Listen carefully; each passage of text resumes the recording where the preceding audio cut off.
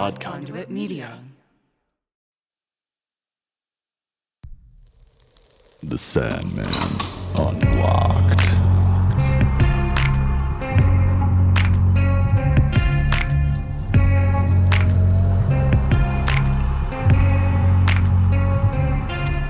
Hello, dreamers, and welcome to another episode of The Sandman Unlocked. I'm one of your co-hosts, Ben, and I'm thrilled you're joining us for our breakdown of The Sandman Episode 7, The Doll's House. I'm joined by two eyeballless co-hosts, Ashley. Salutations. And Sean. Hey everybody! I just love how during the our opening music that all of us are just kind of sitting here and like bopping around the whole time. It is a Wish bop. everyone could see that. Yeah. Sometimes you get a banger. Sometimes you get a bopper. It's always a good thing. Indeed. So, on each TV deep dive, we will be working our way through 4 sections. First, summarize that week's episode and then provide our hot takes. Then we get into our scene-by-scene breakdown. Then we'll wrap up by offering our final thoughts. Ben, over to you for the summary. All right, so now that Dream has collected Mask, Sandpouch, and Ruby, we got to figure out what's he supposed to do next. If you remember, he was quite moody in our last episode as he was like, my adventure's over. What should I do? Well, adventure is coming to smack him in the face in the name of Rose Walker, who's a dream vortex. What's a dream vortex? We don't know, but it pulls everything towards itself, and it might be able to destroy all humanity. So, yeah, we got that going for us. So after being introduced to Rose and her younger brother, Jed, we are then cut over and meet a new family member in the form of Despair, who is Desire's twin.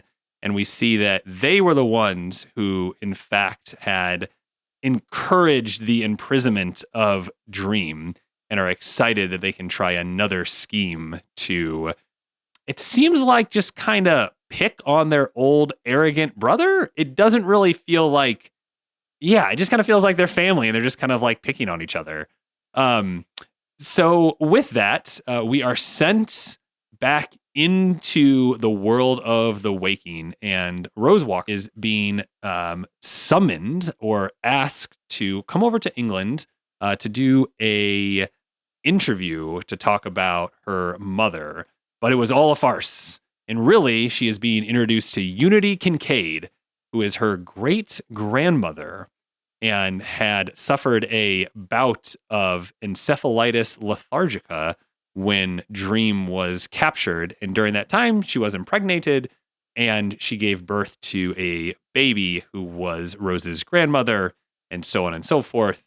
Birds and the bees, yada, yada, we get Rose.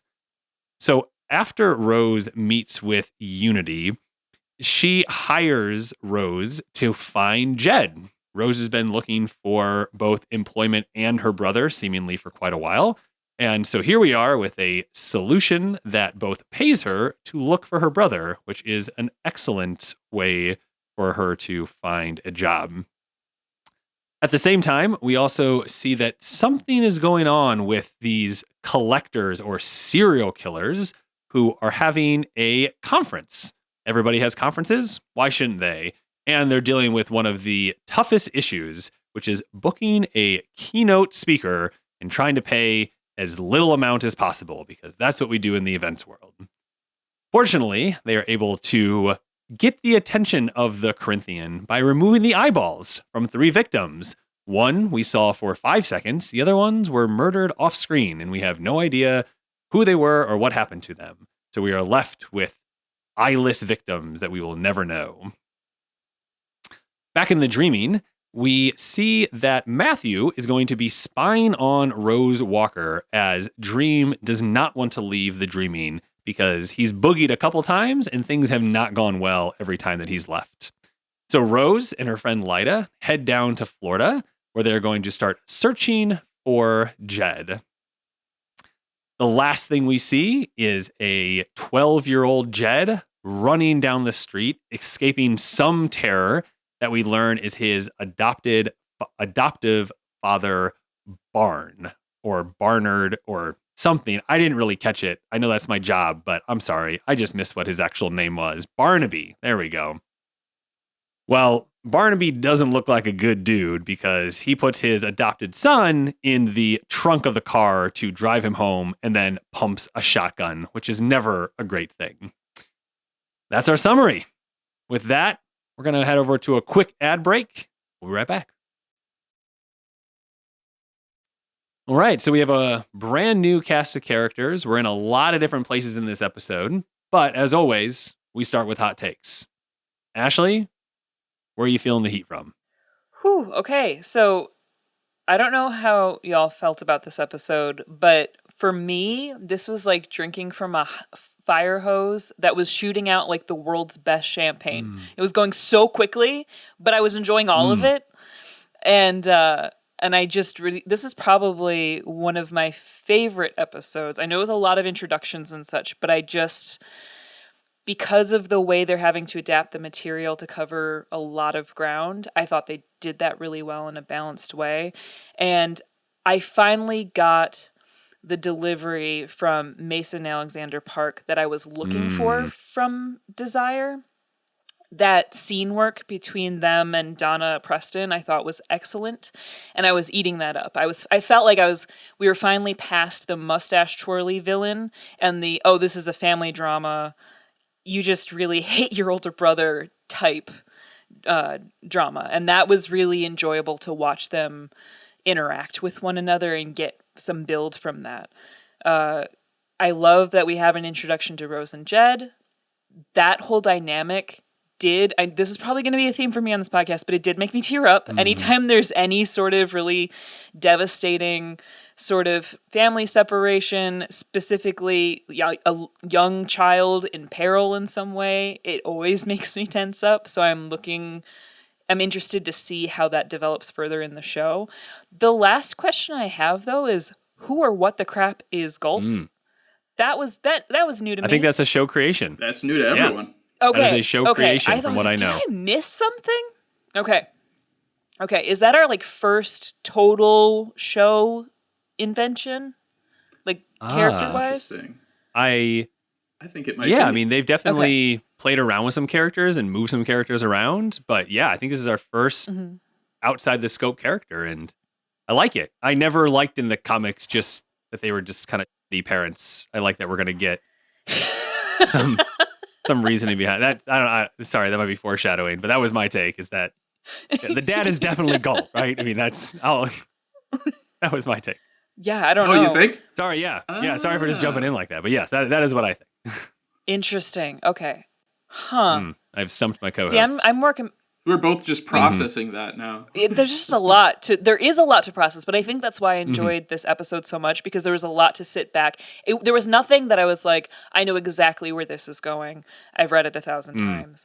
There was a lot for me to think about how they were condensing the material to suit the needs of the overall show narrative, and it felt fresh and fun for me. The moment where Matthew is flying out of the dreaming and into the waking world through that fresco is one of the best transitions I've ever seen on television. I absolutely that was great. Loved that. Like that is a bird flying scene that does not immediately transport me to Hogwarts, and I was really grateful for it. Excellent. Sean, how about you? What's your hot take this week? All right, well, a few quick things I want to cover. The first is that as a comic book, Sandman was always sort of unique in that it wasn't afraid to explore gay themes, to have trans ideas and characters and things like that. And that was a really special thing and a really necessary thing in the medium. But I feel like the show is even more so. Like the show is like straight up a queer show, you know, which is, and there's a number of those on the air, but I feel like in the fantasy space, there's not really as much, you know? And it's weird because it makes so much sense for a genre that deals so much with, you know, ideas of transformation and identity and things like that, right? It's a welcome thing to see. I also just want to shout out like all the beloved character actors that were used in this episode. I mean, it's so great. Like, John Cameron Mitchell as Hal, you know, from creator star of Hedwig and the Angry Inch. You've got Stephen Fry, beloved English humorist Stephen Fry, right, as Gilbert. And then, I mean, maybe my my favorite of the episode, Mark Hamill is Merv. And that was amazing.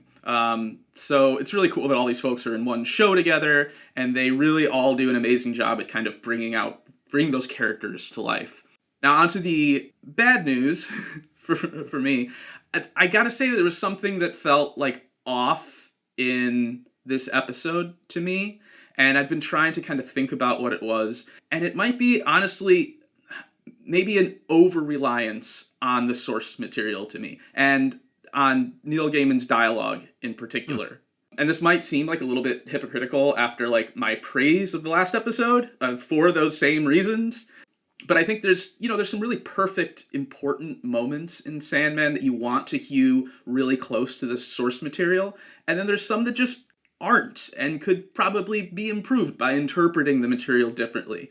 Like, I don't think anyone was on the edge of their seat, waiting for the lawyer to remind them that his name is Holdaway and not Holdawell. Or that Fiddler's Green is Bulbasaur of his own dominion or whatever. So I think if they just maybe loosened up a bit and gave us moments that helped us to get to know these new characters as people and gave us like a little less fidelity to the beats of the comic, I would have enjoyed the episode more, And there were just some that I thought maybe didn't translate that well and struck me as like a little silly or hard to swallow. And I'm thinking of like the serial killers like laying all these eyeballs out on a table in the diner. Like that just read a bit as silly to me. Or the kind of, Rose fighting off those very cartoonish muggers who are just like lurking in an alley. I mean, it works in comics because in comics, every alley has a mugger waiting in it, and all of them get beat up, Batman's parents notwithstanding. But in real life... Too soon. It's just, I don't know, like an attempted mugging is like a traumatic event. It is, and I just don't know that it really conveyed any of that feeling. So I think overall what bothered me here is that the episode was so enraptured by its own mythology that I feel like it forgot a little bit of its humanity. All right. Well, I'm sure we'll explore that quite a bit more in the scene-by-scene breakdown. For my hot take this week, there was one piece of the show that I have continually enjoyed the most, and that is their depiction of the Dream Tower, Dream Palace. I just think what they do with that in the realism blended with surrealism that you get, and I really loved when they had kind of the Rose Walker in like twinkling diamonds kind of above them. Ooh, yeah. And I thought just, having Merv there finally, after seeing him in the first episode and like seeing how he like talked and moved his mouth and being in Lucien's, library. And I just like that they showed that this is this is like it's a place of work. Like work happens here. This is Dream, and the inhabitants of the Dreaming have to do things in order for the Dreaming to work. And I like that they continually reinforce that by the structure that they've laid out for us in the Dreaming. Personal detail, Ben is really into project management, and so like the fact that you got to see a little of Lucien and Merv and Matthew doing a little working on some projects, I think was a big plus in your book. I am taking a project management theory course right now. So say character to host comparison, who's Lucien, who's Merv, who's Matthew? Why don't you hit us up on our Twitter and let us know what you think, everybody? Let us know, yeah. All right. So with those hot takes out of the way and warming up the rest of this episode, we're going to move into our scene-by-scene breakdown. So we discussed this a bit ahead of time, but just a peek behind the curtains. We decided to break this down a little bit more than we had been. We had let you know that we had reduced these quite a bit because at that point the action was really flowing. It was obvious what was happening. But with so many new characters, we did want to have time to kind of talk everybody. So while we have more segments, they will be a little shorter than what they normally are. So we'll still be at kind of our normal time. Scene 1. We're introduced to Rose and Jude Walker 6 years in the past when Rose, as a teenager, is forced to leave her younger brother to head north. Next, we hear Desire and their twin, Despair, discussing a new plan to bring down Dream using a dream vortex. We then jump ahead to present day and see that Rose Walker and her friend Lyda Hall are going to England for not totally clear reasons. Ashley. Well, like I said, this dynamic between Desire and Despair is the sort of endless conflict that I've been waiting for the entire series. I know we had to work to get there, but I felt so rewarded for my patience with this scene, with this exchange. I thought it was really well acted. I wasn't sure how I would feel about Despair once she was introduced, but even the moment she uses her ring on her own cheek in excitement over what they were about to do, I just cringed inwardly, but I was like, that's perfect. That's exactly the reaction I should get out of this, even though there's no blood. It was weird. Did you see dust or something? It was just so... Yeah, it was odd. It was gruesome, but odd. in the most unexpected way possible. Just their physical work with the characters and the vocal delivery, everything felt believable. It didn't feel like they were playing up caricatures. It felt like they actually were embodying these concepts fully, and it was totally believable to me.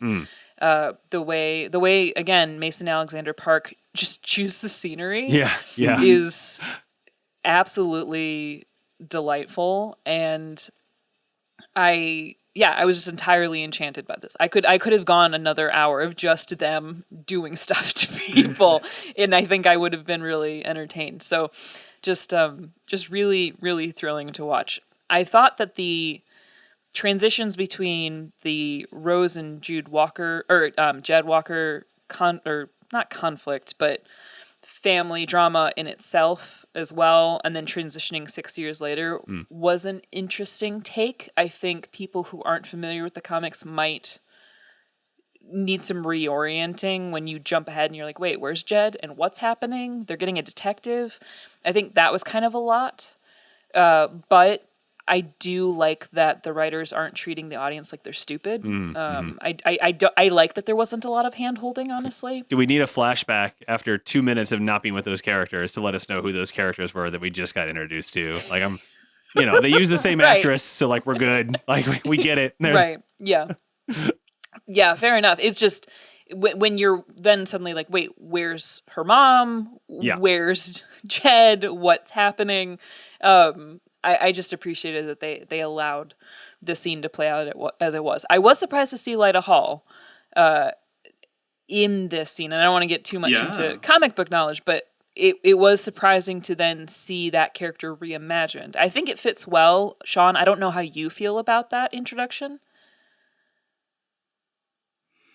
Well, I mean, overall, it was a very sort of expository scene, that portion of it. And so, I don't think we got as much maybe character insight as I would have liked to see, but in terms of making the choice to change how Lyta is introduced, it makes sense to me. I mean, the comic book introduction of Lyta relies very much on the comic book medium and on comic book stories and history. And there's just, there's not really any need to carry that over into the show. And so this was a smart way to have the character around and engaged without needing to bring up 50 years of superhero history, right? So that all worked for me pretty well, I would say. Yeah, I liked it too. As someone, who's also read the comic, I thought it was a good use to boil it down to essential characters when you can't do an episode per comic, when it doesn't make any sense. And I think obviously introducing her now lets us know of her importance And so just thinking like, what is going to become, with this character, and kind of, this was something that they did a lot on like Game of Thrones on the TV show, where they would, I forget the podcast I listened to, Bald Move, they like talked about it, but essentially like stitching 3 or 4 characters together into one character and having them do all the things that character did, because it's just a lot easier than when you can just like, all right, I could write for 700 words. It's like, no. We got 4 minutes. Like we got to go, Yeah. And so I think this was a very good move to introduce this character and give us, sometimes you need someone to exposit to. And it's helpful to have, Lyta there for us as the audience surrogate. Yeah. I mean, does anybody need to know that Lyta Hall is the daughter of Earth 2 Wonder Woman and Steve Trevor? Probably not. You never know. We're there. I feel like. Cool. I wonder if that's canon. I wonder if that's canon in this show. Like, but like, they're not going to ever talk about it. But like she is. Well, they did have some other DC properties in the introductory scene with Rose, young Rose and young Jed. That kid is freaking adorable, by the way. Yeah, in the room. Yeah, that kid was That's part of what so made it so cute. heartbreaking. Yes, it was just heartbreaking. Yes, it's like I want to go with you. Oh God. Yeah. But yeah, in that room they had Batman and Wonder Woman dolls, and he had a Static Shock T-shirt, which I think was really cool because that animated TV show that was the first black superhero to have their own animated TV show. It's based on the character Static, who was created by Dwayne McDuffie and Dennis Cowan. Oh, very cool. For Milestone Comics, which was a imprint of DC that was run entirely by black comics creators. Oh, very cool. So wow. I think, it was really cool to see. The first issue, if you ever see it, it's got the character, Static on there, and he's wearing a Malcolm X hat, like ball cap, like Spike Lee, ball cap, and with his copy saying "Don't start none, won't be none." It's just it was really cool at the time. This totally, a new culture of superhero comics. And then other than that, I mean, I agree on the scene in the Threshold in Desire's palace, I suppose. That was great. I always really enjoy the line where Desire's like, I have news, and Despair says, real news, prodigal has returned. And it's... Yeah. First of all, I love that just as a question, because it's of course, these members of the Endless, these, immortal beings that have been around so long, have seen so much, that there's very little that they care about that doesn't affect them directly, very little that would count as real news, right? So then here we see also as our second mention of that, one of the Endless is missing. Yeah. So a little tantalizing breadcrumb there. Yeah. And then I loved Desire's reaction, just Despair says the prodigal's return. Desire's like, what? Yeah. Who? Him? No. It's just total dismissal.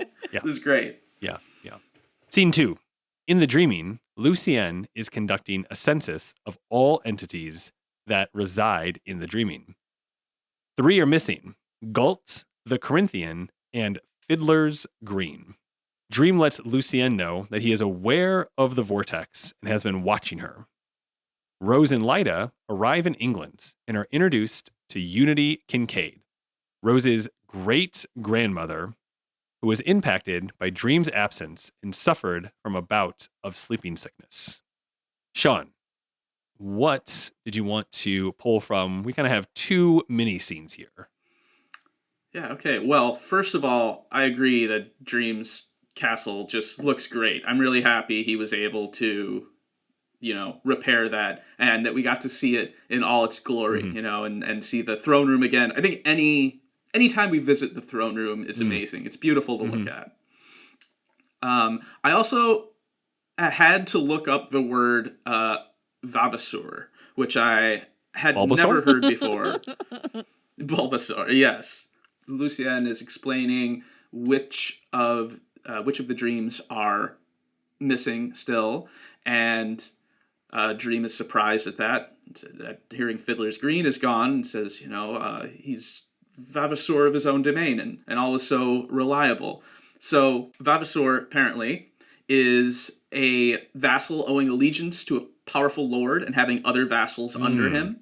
So, like, in feudal law, you'd have some figure like a baron, and he'd have all these, like, land and holdings, and a Vavasor might control a portion of that land and then have his own tenants that are under him. So, just to give you a little of the hierarchical structure of the dreaming there. Fiddler's Green also itself is interesting in that it's a place and not a person. Yeah, right? I really like that. It's such a cool thing, because why wouldn't, I love that there's sentient locations in the dreaming. Like the House of Mystery is listed among the census, and Fiddler's Green, obviously. Fiddler's Green being this, there's a few different ideas of it, but in general, in this context, it's this sort of like paradise that sailors dream of, right? It's lush green land. And then I think in the Rose in England portion, there was a moment there that I found a nice little character moment that's like, I don't think it's in the comic book, but it's when they're going up the stairs and the lawyer makes a comment on how young Rose looks, and she talks about how people always think she's younger than she is and always ask for her ID, and she's like, it's annoying, like, I like that little bit of a character moment, like that, just like revealing like some of her personality, like it gives a little dimension and sort of shading to it when you're like, yeah, she looks very young, but she's like a very capable person and like wants to be taken seriously by people, and this is a part of her character. So how interesting. I saw that entirely differently. I thought they were just making like a meta joke about how they used the same actor for like they had a 6-year gap, but they used the same actor. And I thought it was just like a meta joke about, oh yes, I can play both a 16-year-old and a 22-year-old because of like how I look. That's totally what I thought it was. I thought it was a meta joke. Sean, I like your better. Well, we'll never know, so that's one of the interesting things. And finally, yes, like Rose's face in the stars looked so cool. That was so well done. Ashley, how about you? Yeah, just going back to the Fiddler's Green, I do love how we had like sort of physical entity place, and this is another one of those moments where I was really glad they didn't dumb it down for viewers, that they did just make it look like a physical location to kind of harness that suspense for the big reveal as to what Fiddler's Green looks like as an entity. And I do love that playing with the stained glass continually. I like that that's been a continual theme and not just a one-off sort of lark. Yes. That's like a feature. It's a manifestation of Dream and what he's thinking. Yeah, I love that that's consistent and that we keep getting that. I did also laugh about the being called younger, and I agree. I thought it was a great character moment because you see her sort of wanting to be taken seriously. She's got a big task ahead of her, so there are real stakes. So then kind of wanting to make sure that she's taken seriously. And that's part of why in her conversation with her great-grandmother, her hearing Unity's story, and I've always kind of felt a little... I've been kind of torn about Unity's story just because it's a hard story with regard to the origin then of Rose's family, and that Rose's family wouldn't exist without what is frankly, and forgive me if this makes listeners uncomfortable, rape, and that's always, treated very softly. Like, it's never said, it's just, this happened, I was pregnant in my sleep, and then it's just never touched. And I guess with the way that they're depicting Rose as a go-getter, very forthright, very blunt. Even we'll see this in a later scene when she's talking to the social worker. She really doesn't let anything go. So I'm surprised, especially for an updated sort of reimagining of these comics as a show, that it's just not called out, because it feels like something Rose Walker would say is like, what happened? I'm sorry.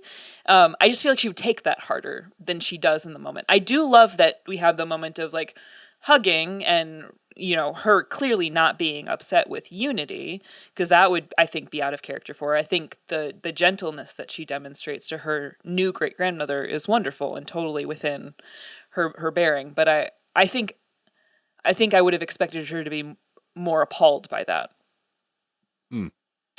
I wonder if, I think, Ashley, you do the most work with folks that are part of Generation Z. Sure. And that's obviously what Rose is a part Yeah. of. And I feel like the one thing that I know about that generation is I feel like unlike us as millennials, especially I think we're all old millennials from what I know. Like I think all of us would be very quick to be like, wait, that happened to you? Like what happened? Right? And we almost like force them to relive their trauma. And I do think that Generation Z is like we were the generation that really brought on these ideas of like dealing with and thinking through and understanding your trauma and how it impacted you and kind of like how that built you in the person that you are. But we're also very much like wearing it all the time and are always asking people about it. And it feels to me that Generation Z is much more isn't just going to put like your trauma on blast after meeting you for 5 seconds. Now, without getting too much more into it, have you you deal a lot more? I mean, my work was primarily like with high school students when I was teaching them, so it was a little different. But I wasn't sure if that's how you have felt about it as well. Yeah, I mean, I've certainly seen what you described with regard to their own personal trauma. They'll say something really low key and they go, like that didn't happen. They'll just make sort of either comments or jokes or noises to distract from what they've sort of referenced or hinted at. When it comes to, say, their friends or people that they feel a connection towards, they'll be very quick to say, that's not right. And they're I mean, even to the point where it's socially awkward sometimes. Where it's like, oh, there is a gentler way to go about that. I do see your heart in this situation, though, and I applaud you for caring about justice. So I hear what you're saying as far as like the differences generationally, and I would wonder how much thought that specific conversation would have gone into the creation and direction of this version of Rose Walker. But that's a good thought. I wouldn't have considered that. I was more picking up like, okay, these are the beats where we've seen her really be assertive and call things out. This seems like an oddly sort of muted scene for something that was like really horrific. It almost has to be, though, doesn't it? Like, how do you give that the room it almost requires without like derailing the whole progression of the episode? There's already a lot of stuff happening. Like, that if you explore that, then it becomes almost the center around which the whole story has to revolve, just because it's a horrible thing. I don't know what you can do other than just kind of, unfortunately, kind of just leap over it and maybe attribute it to the fact that Rose is getting a lot of information in this conversation. She, like, as far as she knew going into this room, all of her family was either dead or missing, and now she's suddenly got a great grandmother. She's suddenly having weird dreams. And she's suddenly hearing this story about falling in love in a dream with a man with golden eyes and then being pregnant in real life and all this stuff. Yeah, totally. I'm glad that they didn't go the HBO route with this, but it'll be interesting to see if we get a flashback as we learn more about how did she get pregnant. Let's take a look at our third scene. We are then introduced to 3 collectors, aka serial killers, who are having trouble booking a keynote speaker for their event coming up soon. They want to invite the Corinthian, as they are all fans of his work, but they have no way of reaching him. So they decide to copy his killing style or collecting style in a hope to lure him out. At the same time, we see the Corinthian visiting Rose's apartment, looking for her and then learns about the copycat killings after sleeping with the worst or best house sitter in the world, Carl. Ashley, take us away on this scene. Gosh, I was terrified for Carl this entire encounter. I was Oh, like, yeah. boy, run. What are you doing? I know. I loved it. They didn't just kill the gay Yeah. guy after having Yes. sex. I was like, amazing. I know. You don't have to just kill the gay guy after But sex. like, can you imagine what kind of heart attack he's gonna have when he like reads the news? Oh my God. Like, Oh my God. gosh, like the whole time. And truly, once again, incredibly charming villain, which is deeply uncomfortable. Same with the three that were that are planning the conference. I was not expecting that to be comedic, and the whole time I'm just like, I should hate these characters, but the way they're playing off of one another is so well done that I can't help but really love these characters. Not love them, but I'm certainly entertained by them in a way that I was not anticipating. I thought it'd be like a planning committee the whole time. Yeah, they felt like a planning committee. I was like, you're a planning committee. Like, you sound like every planning committee ever. Right. And so I'm just like, what is it about diners that just brings out the murder in people? I was really, again, subject matter aside, really charmed by this set of scenes. So just chef's kiss. I'll have to say that the collector's planning committee didn't really land for me, and I guess I was never crazy about it. I suppose the Doll's House storyline was always my least favorite in the series itself. Not that I dislike it.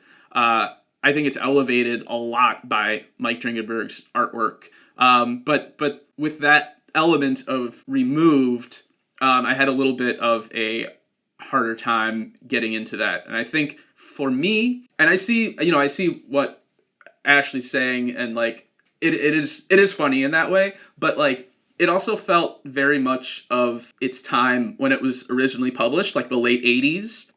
It seems kind of weird to have a serial killer convention in 2022. Just like there aren't that many serial killers anymore. It's not in the zeitgeist like it would have been in the late 80s and early 90s, for sure. Right, that would have been like prime time for that sort of thing. And it's not in the zeitgeist, and well, they couldn't have made it a Proud Boy convention. Oh gosh. Well, that's the but imagine like, what do you pick that's in the zeitgeist? Yeah. It'd have to be something this is the age of the mass shooter, right? I don't know. Yeah. Because I feel like there's a range to how we can express ourselves to one another. Like there's socially acceptable ways to express yourself, and there's socially unacceptable ways to do that, and it sort of changes over time. And like, for example, to express, respect for someone years ago, you would have, probably used their title and surname. I'd be like Mr. Childers or something like that. And you wouldn't really do that anymore. You'd use their first name, communicate respect in some other way. So I just feel like the means of expressing antisocial urges also follow shifting patterns. And it's not really how those antisocial urges are expressed that much anymore. This is really like, the age of the mass shooter. And serial killers just seem a little quaint, I guess. Yes, but like think of how many like murder podcasts there are unpacking a lot of serial killer historic murder type. I mean, My Favorite Murder even plays on that trope with regard to only murders in the building. I don't know. I feel like maybe it's not completely worked its way out. Good counterpoint. I award you 1 point. I can see that. Oh, thank you. I can see that. But we've also have a better understanding of like real life murderers now, and the isolation in which they live most of their lives, and like the trauma they experience that tend to be common in sort of shaping this. And I think that's changed a little bit how we depict them in our fiction. So doing it this way, where they're a little bit sort of bubbly and all like working together and all that, it just felt a little anachronistic to me, I guess. Okay. But also, just note for anyone that it might be house sitting for me in the future, like please don't bring in strangers and have sex with them in my home. Like, I mean, maybe just like not on my bed, like. Yeah, that seemed rude. Yeah, it's just put that in the Google Notes doc that you share with people. Yeah, for sure. But yeah, I liked that. It seemed It is surprising, though. Like, why didn't the Corinthian kill Carl, right? Carl? Like, why not? It's cool that it subverts your expectations because you're clearly thinking it's leading towards that, but to what end? Open question. Open question. Well, speaking of that, I had... Oh. Did you hear that? I'm going to go check the door. I'll be right back. Do you fondly remember blowing the dust out of a golden Nintendo cartridge to get it to work? Get the dust out of it. All right, here we go. Yes, let's get it. Now the screen's gray. Aw, man. Or those long nights when you were up late fighting Ganon and you'd hear your mom coming downstairs. Hello? That's Mom. Pretend you're asleep. Wait, pause it, turn off the TV. Do you think she's gone? Make a sound. I thought I heard two boys down here. Oh well. Well, Ben and Pat are here to transport you back to those exhilarating moments as the Hyrule Podcasters! Join the two brothers each week as they play through Zelda games in Nintendo's legendary series. Episodes are filled with color commentary, lightly researched facts, personal anecdotes, and more. Hyrule Podcasters is available through Anchor on Spotify, Apple Music, or wherever you listen to podcasts. Follow the Hyrule Podcasters on Facebook and Instagram at Hyrule Podcasters and on Twitter at Hyrule Podcaster. All right, we're back for scene number 4. This will be our shortest scene, but it has a lot going on. Back in England, the Hecate visit Rose and warn her to beware of dreams and houses. Unfortunately, Rose doesn't ask them the right questions, so they are unable to give her warnings about Morpheus and the Corinthian. Lyda finds her in a broom closet, and they then go back to have tea with Unity. Unity then hires Rose to find Jed and gives her a gold amulet. Sean. Very impactful, important scene here.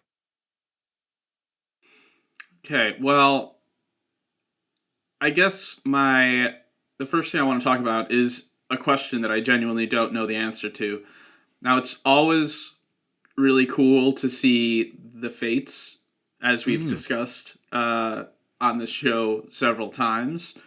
It's always great and interesting and troublesome when they show up. But I was really curious about the background of this scene where they appear. I couldn't find anything on it, but I was wondering if either of you happen to know anything, because it's like this beautiful, like, large hall, and then they're standing in front of a column directly in front of a painting. And I'm sure if I knew what those were, you'd be like, oh, that's cool that they thought of that. But I have no idea what it is. No, admittedly, at this point, I've come up empty-handed myself. I was trying to find it and couldn't find any writing on it, and I didn't recognize the style either. I just thought maybe they were reusing the Abbey in Westminster from earlier. I'm bad at all of this, so. I especially want to know what that painting was, because they were standing like directly in front of it. It's got to have sort of some significance there. I really liked that they weren't moving. They weren't switching places because they came to her. I really liked that. Or at least that's why I thought, like, the fates show up in the comic Lucifer and deal with her with one of their granddaughters, and they also don't switch places because they're always like, I don't know, because of the familial bond. I don't know. It was just really interesting that they didn't move, and every other time we've seen them move. But sorry, Sean, I interrupted. Oh, no, that's fine, because it really just was like the thing that was been sort of like bugging me the most, trying to figure this out. I also wonder if that not moving was deliberate, because, you know, in the comic version, Rose can't really see them clearly, and questions, she's uncertain about how many of them there are. Like, it appears to be one voice at times, it appears to be multiple voices at times, you know, so I think in the comic version, the implication there is that they are doing their switchy places thing. The way I had interpreted it, because they call her by 3 different names as well, and then they refer to her as sister and are very, like you kind of described, Ben, as like familial with her, almost like she is a step ahead of other characters that they've appeared in front of. There's some sort of bond or connection between them, whether it's through gender or her the state as the state of a vortex or what, I'm not sure. But it just felt like there was like a more direct connection between them. Yes. And that was what was communicated, as opposed to we are going to be strange to the people that we're strange to and owe us some boon or something. Whereas, like you said, they were going to her because they knew something and wanted to help, but are limited by their own rules. And that's what was interesting to me, is the fact that we saw their limitation of power that's self-imposed in a lot of ways. Yeah. Yeah. It was really neat, right? Because when I rewatched it, you can see that Rose asks 3 questions. Yeah. Like, you can see her do it. You're like, no. Like, because her first statement to them was, how do you know my name? Who are you? And it's just like, oh, like, that's 2 gone right there. Yeah. Like, I like that they gave her a little, like, Hecate sneak, though. Like, they worked in some cryptic, the kind of cryptic knowledge that they deliver anyway. Like, come on, it's not like they were going to give her straight up answers, right? Like, they don't do that. But they were able to work in what they needed to work in there. Yeah, I think this might have been my favorite scene from the episode. I like that it paid homage to the comic by having her be in a broom closet. You know, I really enjoyed that. And like I said, I'm trying to put the best way to put it, like, enjoy is the wrong word, but I just really enjoyed that we saw all of them clearly not moving, and they're just in a very different posture than every other time we've seen them. And I'm pretty sure that's important because that was a choice. I also like that they included the line, you wouldn't want to meet us as the kindly ones, right? Just adding in that little layer of, there's some extremely hostile configuration of the fates that would be trouble for anyone who ran into them. Yeah. Yeah, well, even blocking wise, it's different because when they encounter Dream and, when they encounter John D as well, they're in that triangle formation where one of them is always leading and is sort of like directly combative towards the subject.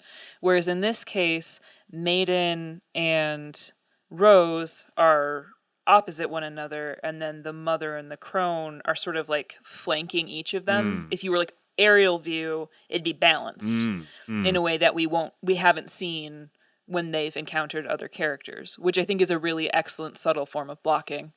Yeah, absolutely.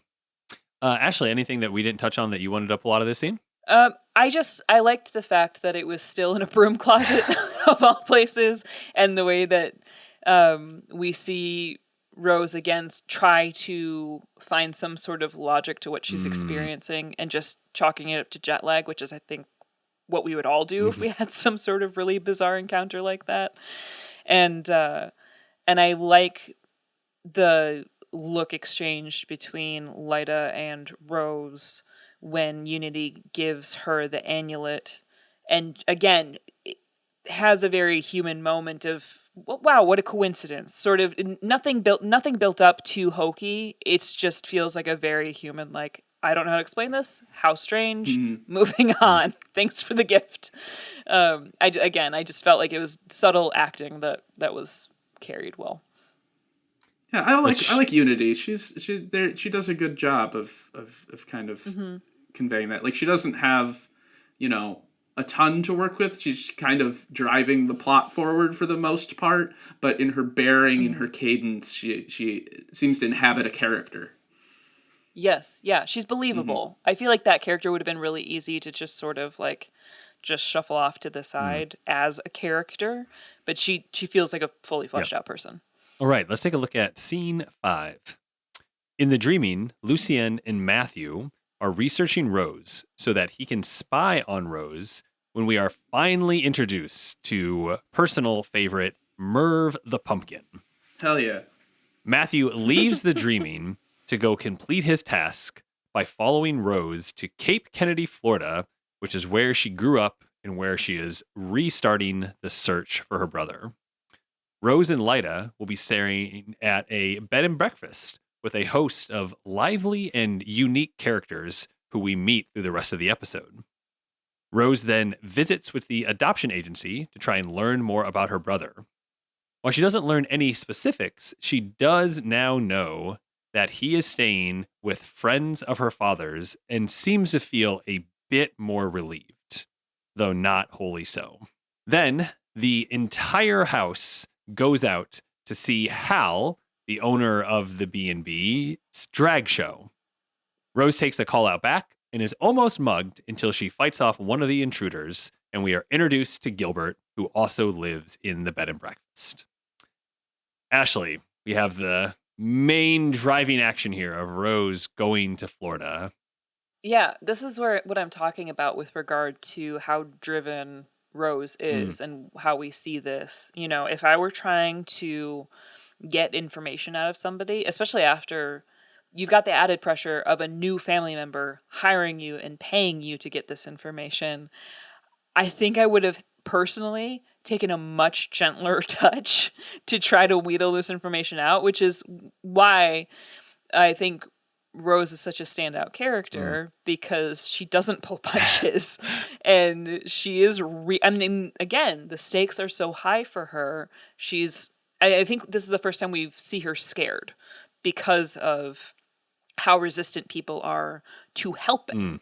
And so I think that scene and getting, even though it was exposition, getting that information was well delivered in a way that was still engaging and heartbreaking, because the whole time you just wanted to see her succeed, and she's just hitting roadblock after roadblock after roadblock. Absolutely.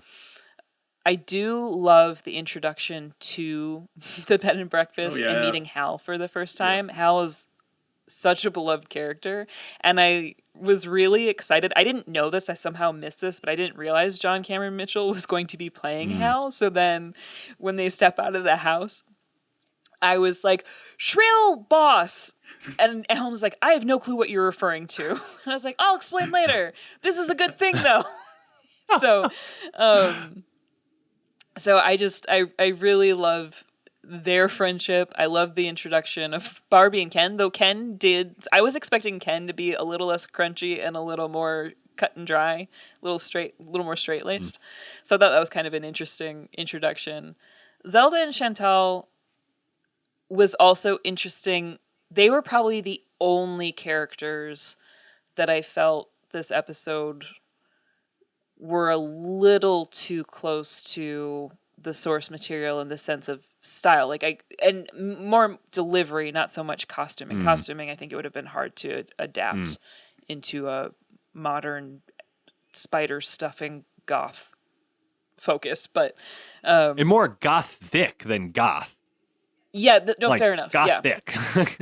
Yeah. But I still think that they're, really oddly endearing characters. So just all those introductions are just kind of warm. I like the fact that we get this sort of found family scenario with all of them. And I was just more watching Lyta the whole time being like, you're kind of the most white bread of all of these people. How are you encountering this house? And so the fact that she takes it all in stride is a testament to why her and Rose are friends at all. So it was kind of like taking it all in and being like, do I actually vibe with this? Do I actually believe all of these people would be staying in this place all together? Yeah, I guess I do, especially by the time they're ready to go out at night. And I was like, all right, these people are all right. It's Florida. So it was. Yeah. That's true. It's been a while since I've been there, but it is. It's Florida. So who am I to say? Sean? Yeah, this is one of, some, like I was saying earlier, some of the problems I had with the episode were when it felt very kind of over the top and cartoony to me. I did not find that to be the case with the introduction of the B&B or any of that. I felt like it was weird and quirky in a way that suited the tone of the show really well. All the characters' introductions there, as well as, the first time I saw it, I wasn't thinking John Cameron Mitchell, so the first time I watched it through, I was like, wow, they're really showing like this whole musical number, right? And then after I realized, I was like, you know what? Like, why would you not want to sit through John Cameron Mitchell doing Sondheim? Like, you just enjoy it. Right. Like, show the whole thing. Yeah. Exactly. So I came around to that and I dug it. I also have to shout out Mark Hamill here again. It's just like such a perfect, spot on, expression of how that character would sound when I read the book. Like, just proving like Mark Hamill, voiceover wise, he's the GOAT, honestly. Like, this is the guy that, in my childhood gave life to the Joker, right? Like, that's Mark Hamill's Joker, the Batman the Animated Series, is just that'll always be, the character of the Joker to me. And so it was really great to see him be a part here. Also loved seeing Stephen Fry as Gilbert. I would have liked maybe a little less of a corny way for them to meet. I think they could have done something different there. The back alley mugging is just like so lame to me. I don't know. See, it's funny because when I first watched that scene, I had pieced it together with the people trying to organize the conference, and for some reason I was like, oh, just all the murders are out tonight. Yeah. Okay, they're plucking out eyeballs too. That's why they've got knives. That's how I reasoned it for myself. No, they struck me as like West Side Story, like gang members, Yeah, exactly. But I like that they had Gilbert managed to work in the fact that he loves reading Chesterton like right away, which I thought was fun. I don't want to get too ahead of the show, so for now I'll just say that reference was not coincidental. I was also just reading a bit about Chesterton before this. He's described as, I just have to give you this little bit of Chesterton, a large man standing 6 feet 4 inches and weighing around 20 stone 6 pounds, or 286 pounds. He usually wore a cape and a crumpled hat with a sword stick in hand and a cigar hanging out of his mouth. And he had a tendency to forget where he was supposed to be going and miss the train that was supposed to take him there. So it's on several occasions he'd send a telegram to his wife from an incorrect location, and he'd write something like, "Am in Market Harborough. Where ought I to be?" And she would just reply, "Home,"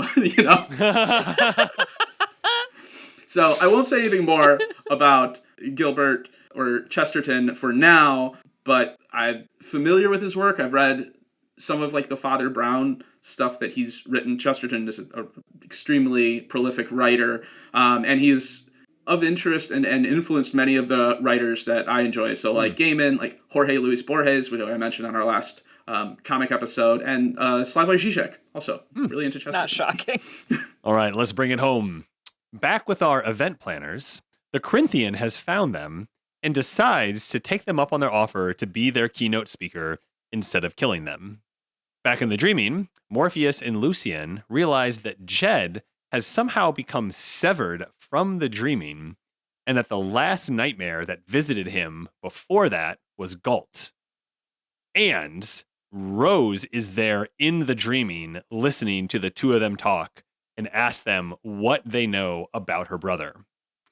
Back in Florida, we see a slightly older Jed trying to run away from home before his adoptive father catches up with him.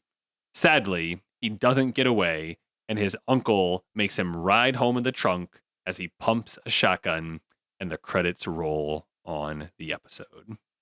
Sean, what do you want to pull out of this first part? Okay, well, just how are these serial killers not getting caught? They're just sitting there with multiple sets of eyeballs on the table of this diner that they're in. It's Halloween. It's Halloween. It's just Halloween. Yes, okay. I'll because I happened to watch the episode right around Halloween. I'll give them benefit. That's what I'm saying. It's Halloween right now in real life for us. Yes. Yeah. So we'll take that.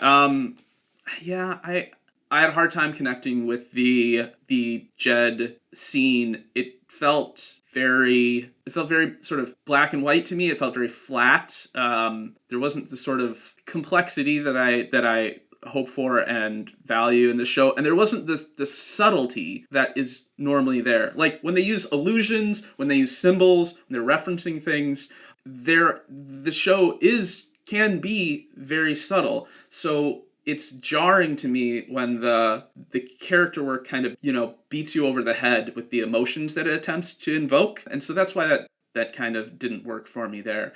I am very, very intrigued to find out more about this new Galt character and the reasoning behind severing Jed from the dreaming, where this character is now, whether it's Barnaby or, because we know it's a shape changer, right? Like that much has been revealed to us. So it's really exciting to be kind of going into the unknown there, stuff that we have no way of knowing, even having read the book. I will miss Brute and Glob, who presumably have been replaced by Galt, but I can understand why they did it. Brute and Glob actually characters from the 1970s Sandman comic book by Jack Kirby. Unsurprising. Ashley, how about you? Yeah, I too had the question, how are these three murderers not being caught in the middle of this restaurant? Not just because three people are now missing in a very short period of time, but also because they have that really bright light above their table and do just have those eyeballs hanging out in the middle of their table. Has no one asked them if they want more drinks? Has no one asked if they want their bill? Well, the waiter's gone, right? So, Well, sure, but literally, I'm sure certainly somebody would walk past at some point. Because they're not even, necessarily all the way in the back. They're kind of in the middle of things. So it just cracked me up. And I do like how, low-key annoyed the Corinthian is with them. Oh, gosh, my fans. I gotta go, sign some knives or something. Yeah. I don't know. He just seems so tired. It's that sort of post-coital, he's just kind of chilling. Probably he hasn't had a cigarette. Right. If he hadn't just met someone new, maybe he would have killed them already, right? Right. Yeah, exactly. He's just got a lot on his plate. How could he fit in a conference? But he's going to. And so I found his reaction to them and how much they're fawning over him very funny. And yeah, I actually the scene with Jed and Uncle Barnaby, and then I forget the aunt's name. Clarice, that didn't fall. Yeah. Clarice, thank you. It didn't fall flat for me. It made me deeply anxious. But not even so much because Jed seems like a very capable young kid for what he's experiencing. And I feel like for him to have gotten as far as he did, with then seeing how his foster parent is treating him, he must have been really inventive to get out of whatever that situation is, if he is treated as he is. Yep. So what made me deeply anxious, frankly, was how ineffectual the aunt was and her reaction to what I'm assuming is her brother. Because as soon as Jed says, we got to get out of here, he's doing all this stuff, she has this reaction of what I interpreted as recognition but denial. Yeah. And then when Barnaby shows up, then this, again, what I interpreted to be recognition and then fear as one who might have also had been at the hand of his abusive posture. So I thought they were married. I had taken that they were married. Well, I can't tell based off of the name. Regardless, I just feel like that is a contentious relationship. Yeah. When they're called aunt and uncle in the way things are being reinterpreted, I couldn't quite tell. For sure. But regardless, there's some fear there that I don't remember that being in the relationship of the comic, and correct me if I'm wrong, if I might be misremembering. They're a foster mother or an adoptive mother, father. They're a husband-wife. Right, but they're both abusive. Yeah. Yes. Him, correct? Yes. In the comic. Yes. Okay, so that's what I was remembering. So then this dynamic felt new to me. with regard to how it was being depicted. So that anxiety and the frustration of this kid who goes to a resource that should be protecting him and then not getting that protection was so frustrating. And in fact, so in that case, go ahead. I was just gonna say when Jed does, run up to, I agree that there's that moment of recognition and denial, and I did like how it was expressed by like her immediate response was, "What did you do?" Right? Like, right. It's like, well, of course this person wouldn't, if he's doing some act of violence, well, we must have done something to deserve that. What was it? Exactly. Right. Exactly. And so in that case, while the scene wasn't enjoyable, it was effective to me in communicating now another level or layer of stakes added to finding Jed. And then however Galt is involved in that, whether Galt has shapeshifted into Barnaby or has shapeshifted into some other character we'll meet, or somehow Clarice, that would be terrifying. That I'm interested to see. Because again, Jed's not gone through nothing. He's been through a lot, just being through the foster system, also, having been torn from his mother and sister. So for him to still be fighting, I think is a real testament to that character, and I'm looking forward to seeing that character to develop further. On a slightly lighter note, how about the look that the Corinthian gives the good doctor, who is the female collector, as he puts his arm kind of on the back of the booth? And just the look he gives her and the look she gives him, I'm just like, oh my God, to have someone look at you like that. And I feel like in her mind, she's like, whatever he wants me to do, I would do. Just whatever he's, whatever. Yeah. Doesn't mean you're already starstruck, but now he is just I think that's what they talk about a lot. People that are highly narcissistic and that level of charisma, when they're pointing it at you, it is unreal when they are directing that energy at you. Yeah. And it's just I want just whatever I can do to get this energy. I want it. And I felt just in a momentary glance between the two of them, I got all of that. And I really liked it. And the fact that he's able to communicate that so well with the dark glasses, acting relies so much on communicating things with the eyes. And the fact that he's able to still get all of that across successfully is amazing. It's a lot like Pablo Pascal in The Mandalorian, with a helmet on. Acted with a helmet on and showed emotion. And it was just how are you doing this? We need to see your face for emotion. And it's no, just these slight little movements that was, without, getting into a Mandalorian tangent, that was some of the most spectacular acting that I have seen in a television show in a very long time with that limitation of, we can't see your face ever. All right. So with that, I wanted to report back from the person who was knocking on my door. It was just a UPS man, but he actually said he had to come right back for me to sign something. So I actually got to go back upstairs, but I'll be right back. And with that, we're wrapping. Ashley, you're first. Any final lingering thought that you want to make sure that we definitely talk about? Yeah, I think the line that Desire says in their scene, dreams are merely echoes of desire and despair. I'm interested to see how that golden thread plays out in these next few episodes, and not only how it affects the family dynamic of the Endless, but how then it trickles down into the mortal realm, as I'll refer to it. And I'm gonna be sort of probably queuing myself up to focus on how that sort of bubbles to the surface in the writing in the future.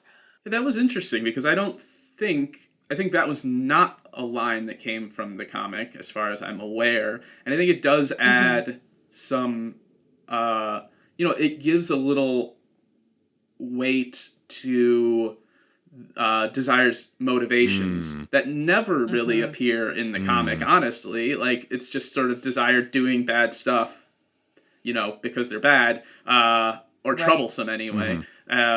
Whereas here you see some, you're giving a name to the source their resentment a little bit, and that was a nice addition. Yeah, it provides some ontological stakes that don't exist and really deepens two characters that we only have so much material for. So the fact that we're taking them more seriously, I really enjoy. Sean, how about you? For me, just a little thing that I failed to mention earlier was that another of the character moments that I appreciated. So I'm trying to call them out where I find them, since there was so much that I felt was maybe like not so great in this episode. Another bit of the character moments that I enjoyed was Lyta on the plane talking to Hector, her dead husband. For sure.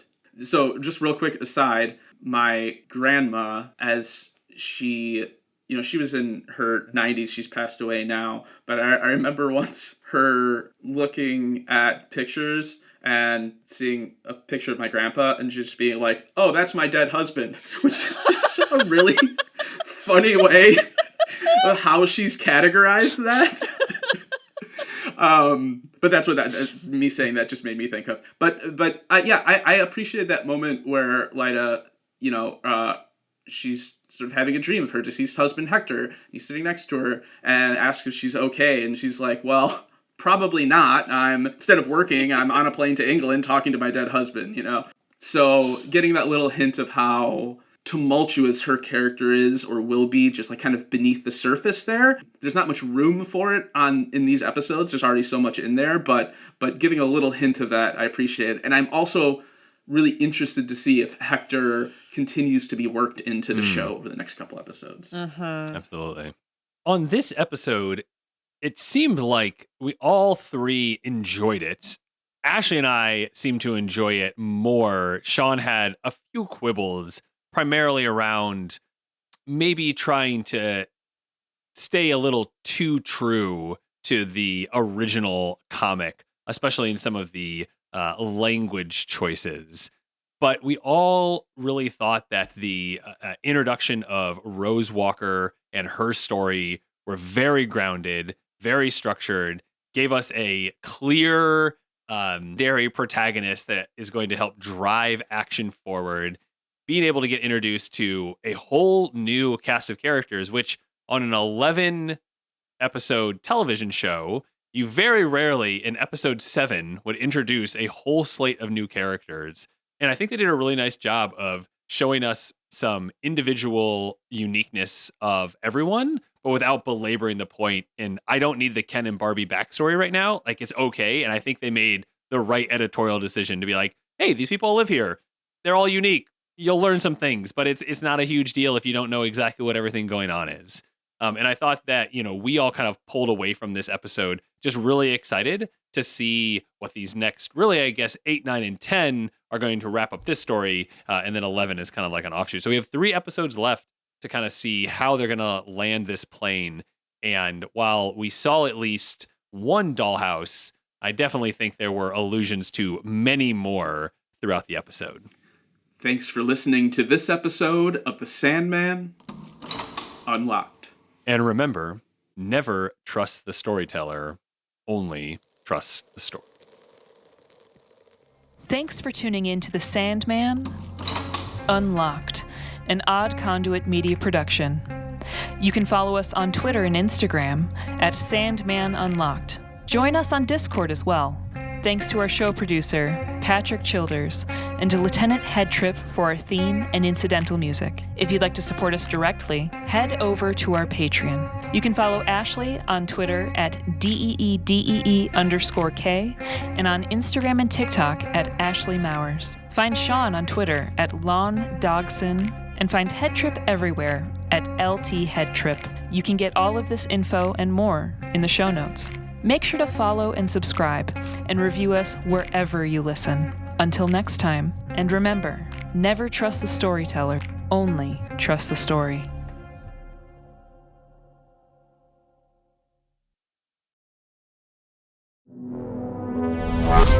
Odd Conduit Media.